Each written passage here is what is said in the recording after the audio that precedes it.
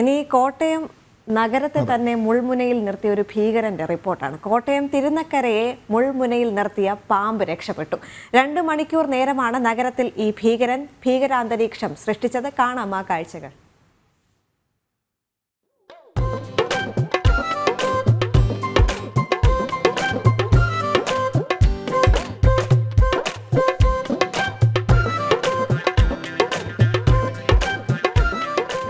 എന്നത്തെയും പോലെ ശാന്തമായിരുന്നു കോട്ടയം നഗരം.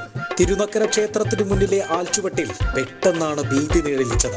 ആൽമരക്കൊമ്പിൽ എന്തോ ഒരനക്കം. ഒരു പാമ്പ്. ആദ്യം കണ്ടവനെ സമ്മതിക്കണം, ഈ ചില്ലപ്പടർപ്പിൽ നിന്നും പാമ്പിനെ കണ്ടെത്താൻ ചില്ലറ കാഴ്ച പോരാ. ഞാനും പ്രേക്ഷകരെ പോലെ നന്നായി പാടുപെട്ടു. ഒടുവിൽ കണ്ടുപിടിച്ചു.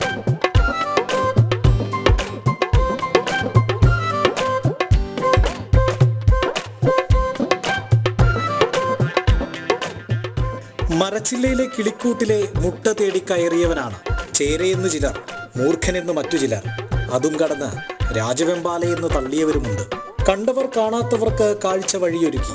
എന്നിട്ടും കാണാത്തവർ കണ്ടെന്ന് കള്ളം പറഞ്ഞ് തലയാട്ടി. പിറ്റേന്നത്തേക്ക് കണ്ണ് ഡോക്ടറുടെ അപ്പോയിന്റ്മെന്റ് എടുത്തവരുമുണ്ടത്രേ. ബഹളമയം.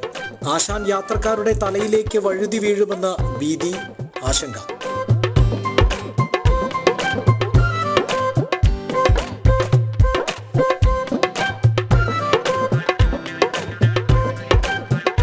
വീണില്ല, ആരെയും ഉപദ്രവിച്ചില്ല.